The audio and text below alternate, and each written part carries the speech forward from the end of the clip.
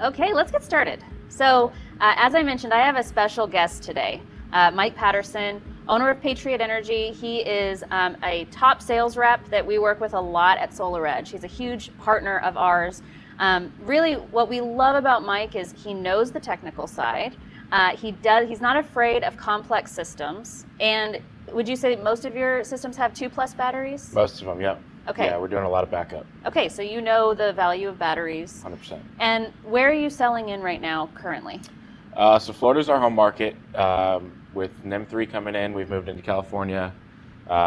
We do help out with other complex projects around the country in the Northeast, in Texas and Colorado. Basically anywhere that somebody wants some batteries, we'll jump in and help them out. Great. Yeah, I talk to a lot of sales reps that say, I talked to Mike Patterson about batteries. So he's coaching a lot of sales reps about how to size battery systems and what happens in complex situations. So I do want to say thank you for doing that. You're helping us out Happy too. to be here, thank you. So let's talk about delays, cancellation rates. This is kind of what kills us. Oh, can we see the screen? We can see the screen, right? Okay, perfect. Thanks, guys, for letting us know. Okay, so what kills us in the home, right, is we go through all this work. We go to the consultation. We set it up. We get it signed. We assume that this deal is going to go through. It either cancels or it's delayed. Yep. So 19% is the cancellation rate for solar projects right now in the U.S. Okay. These are some reasons why they're delayed or canceled, but what do you see as the most common?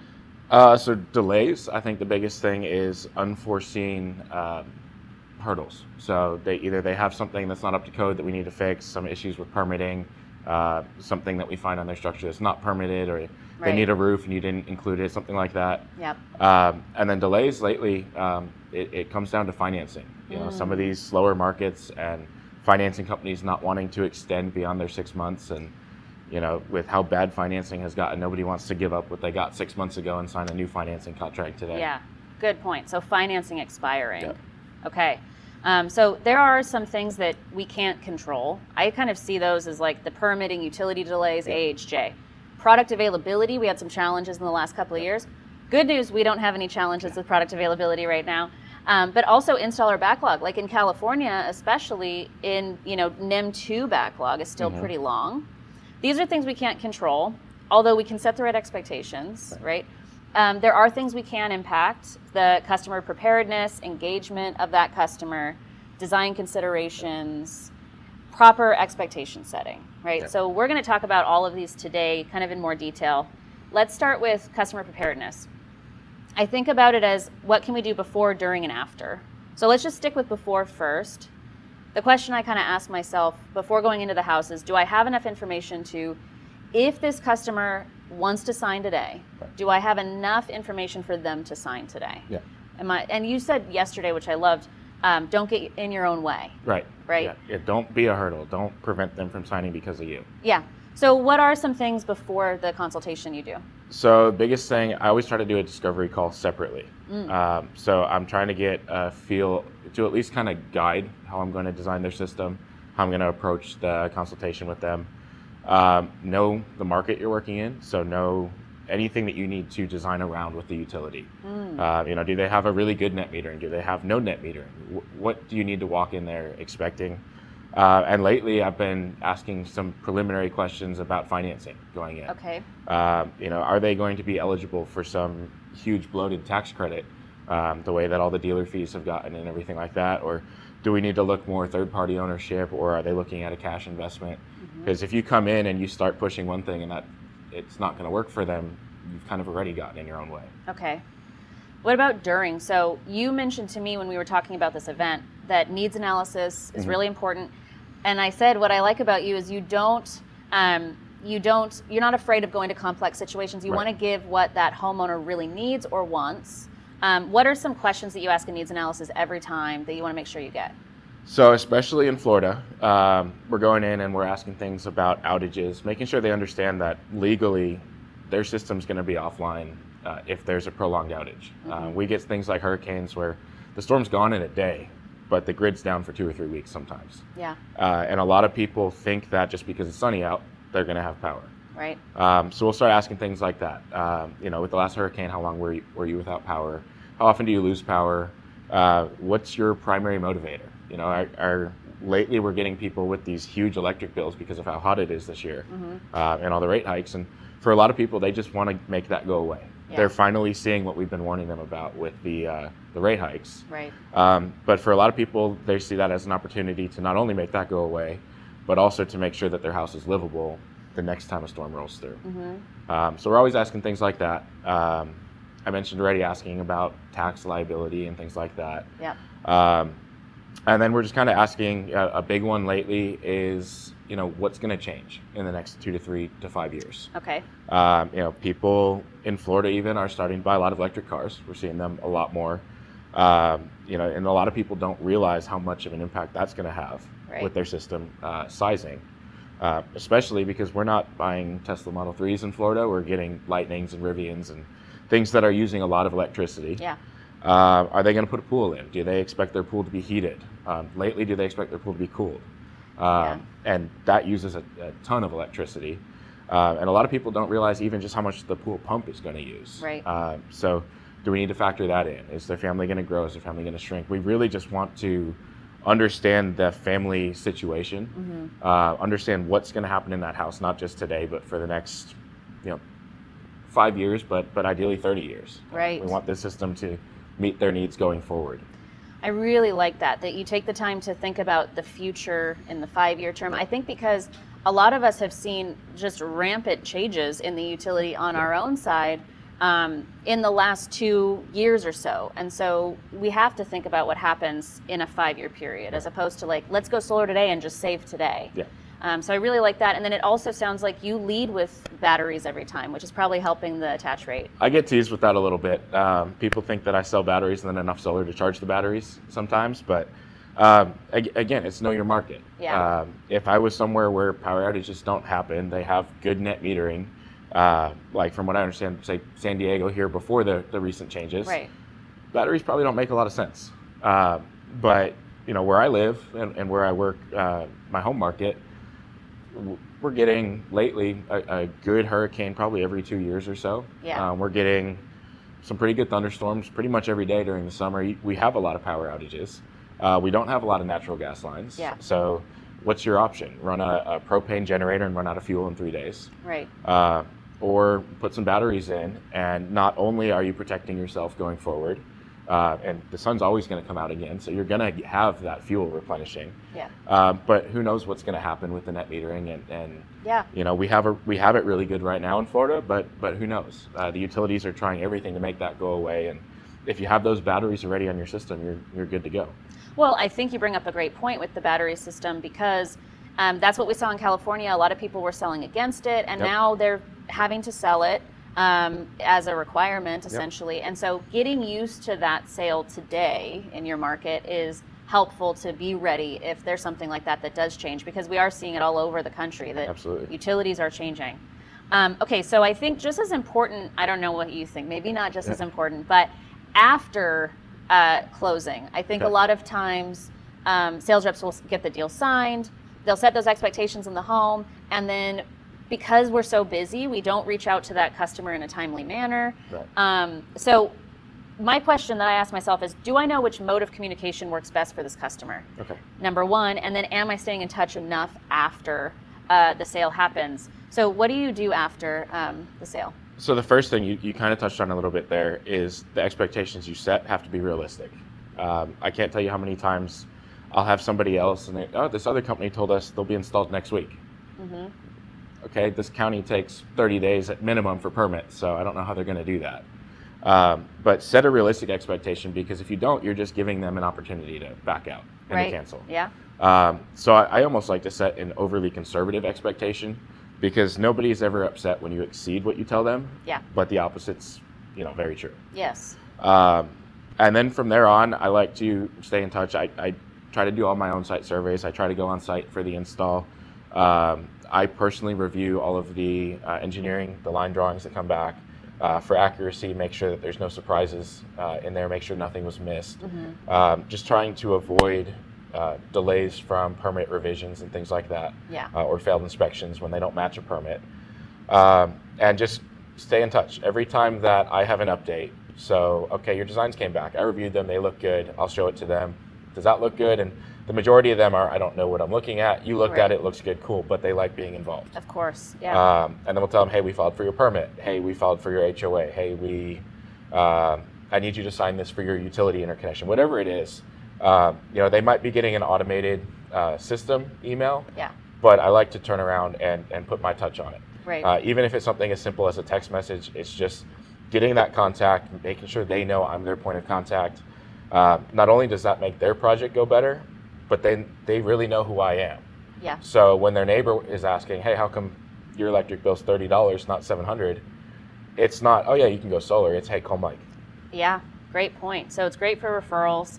And as you said, don't get in your own way at the before stage. I think some of the challenges is the customer kind of getting in the way of the process sometimes on the after stage, where if you don't know which communication works best for them, they're not, the expectation is not set properly that we're going to be reaching out for certain things, more signatures, etc. Sometimes they can be the blocker. So being prepared and getting in touch with them as much as possible. I agree. Also, it's interesting because some customers don't realize what a complex process it is to get solar. And when you're telling them each step, it's even more exciting to say, hey, this guy is doing this work for me. Like this is a extensive process. There's all these steps. And like you said, turns into referrals. Absolutely. There's a lot of people that are like, well, I'll go solar by myself. I can do it on my own. If your customers are talking to those types of people, they can very easily say, no, you're not. Like, that's not going to happen. It's very complex. So educating that homeowner. Absolutely. Like it, yep. All right, so let's talk about design considerations. I see the top 3 as roof condition, obstructions, and main service panel. When you are at the home, or if you're doing it online, you can look at these ahead of time. You can ask questions of the homeowner ahead of time. But are these your top 3, and what is the things you look for? Yeah, so roof condition's a really big one. Especially in Florida with how bad our homeowners insurance market is. Yeah. But really anywhere, right? I think the worst roof for us to go into is one that's kind of in the middle. Mm-hmm. They don't need a new roof if they don't go solar, but you don't really want to put solar on this because they're going to need a new roof in, say, 5 years or something like that. Right. They have a bad roof, that's easy. We build it in. The way the utilities have gotten, half the time we're putting a roof in and still saving them money. Yeah. So people love that. That almost helps close a deal. And then a brand new roof, new construction, that's also easy because it's perfect, right? But how do you handle those ones in the middle? Are you going to be the person who tells them, oh yeah, you'll be fine, ignore it. Right. And then in 5 years' time, they're upset with you, and there goes your referrals. Yeah. Or do you kind of coach them about, hey, your roof's kind of here. This is what we could do. It's up to you. I like to show them options. Show them how the solar is going to protect their roof. Yeah. Show them options for how to extend the longevity of their exposed roof. Just things that we don't really make anything on. Right. But it just makes their experience a little bit better. Yeah. But I will say the worst thing that you can have happen is you didn't do anything with the roof. They show up on install day, and the installer looks up there and says, "Oh, we can't do it." Yes. And now you're playing defense. Oh my gosh, yeah, absolutely. There's nothing more frustrating for a homeowner. Yeah. And that costs a ton of money. Yep. So absolutely make sure that roof condition is right to put solar on it. So what about main service panel? So that's not really common for us. We're very fortunate. We can line side tap pretty much everything, all the major utilities. So I think in Florida, I think I've done 3 main panel upgrades, and one of them was cosmetic. The customer just didn't like the way their old panel looked. Yeah. So that one was almost funny. But as I've gone into other markets, and especially here in California now, I can see that's a huge issue. Mm-hmm. So anything that you can do, and we'll talk about with incorporating batteries and so on, to be able to get them enough solar, especially as the solar systems are growing, as consumption's growing, and you need to generate more, but without having to put some huge breaker in their main panel. And next thing you know, you have to bring the utility in, you have to put new supply lines in, and it's a permitting nightmare, it's a logistics nightmare, and it's a cost nightmare. So I like to get creative when it comes to main panel upgrades and try everything I can to avoid them. Yeah. But at the end of the day, sometimes they're necessary. Yeah. Yeah, I mean, I think in California, a lot of people have started to at least set the expectation with the homeowner in the beginning that they may need it. So if you're a newer sales rep and you don't understand the main service panel complexities, even just bringing that up to the homeowner to say, I'm going to have my site tech look at this, but you may need a main panel upgrade in order to go solar, kind of sets that right expectation, doesn't have any surprises for that homeowner. So if you don't understand the complexities of main service panel, that could be a route. But there are some rules of thumb that you can kind of live by when it comes to main service panel. So 100 amp service. So SolarEdge specifically is a little bit different when it comes to avoiding main panel upgrades. Right. So let's talk about DC Smart with SolarEdge versus the AC coupled solutions on the market. So what we're really good at is we have the ability to avoid a lot of main panel upgrades because, as this diagram shows, all of that smart energy stuff is on the DC side of the solar system. So when I was going in and doing solar systems on a 100 amp service panel when I was selling a long time ago, I was always, every time I saw a 100 amp, I thought, I'm getting a main panel upgrade, right? No matter what. But with SolarEdge, because of our technology, on a 100 amp main panel, you could put a 7.6 kW solar system. As long as it does have a battery on it, you could put an EV charger on it. So this is great for California specifically because we do have a lot of 100 amp panels here. 150 amp panel, same situation where you're able to put more solar on smaller space. We can definitely send over some videos after this event too to get more comfortable with main service panel sizing as it pertains to SolarEdge. So that you can know those limitations. But if you look at an AC coupled solution here, you can only really put a 4.4 kW solar system on a 100 amp service panel with no battery and no EV charger. So it's a big difference when it comes to SolarEdge versus AC coupled. Do you have anything that you've ran into on this specifically? Yeah, so again, as we've kind of moved into California and really trying to avoid those main panel upgrades, and now that you need batteries, it's great because you're putting it on there regardless. Yeah. But keeping it on the DC side, where you're basically able to overproduce relative to the inverter and just catch that energy in the battery and use it later. Yeah. And keep that smaller breaker. It helps you kind of have your cake and eat it too, right? You're producing the energy, but without having to go and do all the logistics and permitting nightmares of getting that panel upgraded. Yeah. That is honestly, I think, probably a game changer for this market in particular, and then others as they kind of go down this route. Yeah. Yeah, I mean, we're seeing right now that main panel upgrades are taking 6 to 9 months in some areas. It's crazy. Yeah, so this helps, especially if you're going up against competition in the house. Like, if you can avoid a main panel upgrade, but that other guy can't, this is a differentiator in the home. For sure. Okay, so lastly, we kind of talked about this, setting up proper expectations, but we want to, I'm going to use a sales term that I hate. We're going to double tap on this. Okay. Because this is really important. And you talked about under-promising and over-delivering on that timeline. What are the expectations you want to set with the homeowner on the timeline? Yeah, so I think the first one comes down to design expectations. So what is the system actually going to do? Yeah. So don't go in there and monkey around with the shading to try and make your system look like it's going to produce more than it will. Especially as we're talking about batteries now. What is that battery actually going to be able to power? How long is it going to be able to keep it energized? Right. And again, know your market. Is an outage because of a storm where the sunlight conditions stay non-optimal for a long time, or is it, here in California where maybe it's a windstorm but it's still sunny, or maybe it's a rolling blackout but it's still sunny? You're still going to be producing well. So know your market, set that expectation for the backup, properly design the system so it meets that expectation. Really coach the customer how to work with that system and how to really get the most benefit from it. Point. Yep. So that's step one. That is while you're in there doing the presentation, hey, here's what I recommend, here's why, here's what you need to do to buy in. Yeah. From that point on, it comes down to setting the expectations on timeline, setting the expectations on the process. So make sure they know what's going to happen after they sign that contract. Hey, someone's going to be here doing an inspection of your house. If it's local, I'm doing it myself. If not, we'll send somebody out. From there, we're going into engineering. don't tell them engineering takes a day.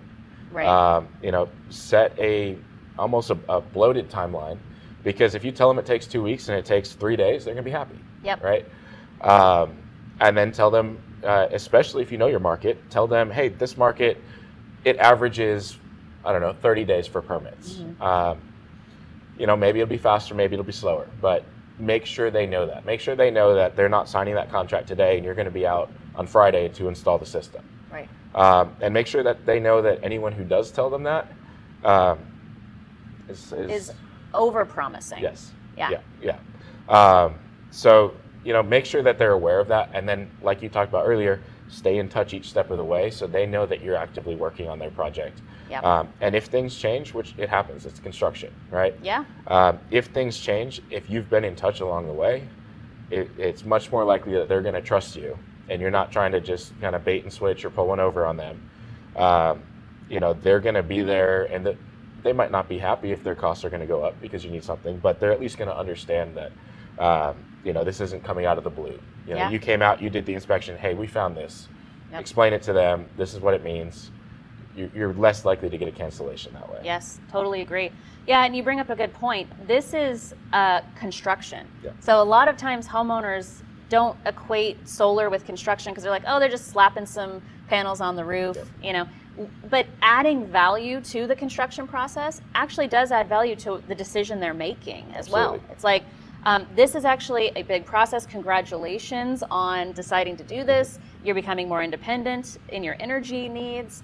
And so really take the time and sell the value of the process, I think, because there's a huge value in getting professionals like you involved. Absolutely. And the homeowner can get excited about that too.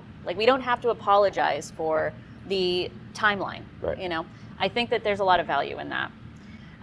There were so many nuggets in this presentation in the last 20 minutes. Oh, yeah. Thank you so much. I think this was great. So those are really the top 3 things we want to think about when we are trying to avoid delays and cancellations. Those are really the things we can control. I want to go to a couple questions here because I saw some come in. So one, somebody asked, do you have a rule of thumb when it comes to sizing battery systems for backup?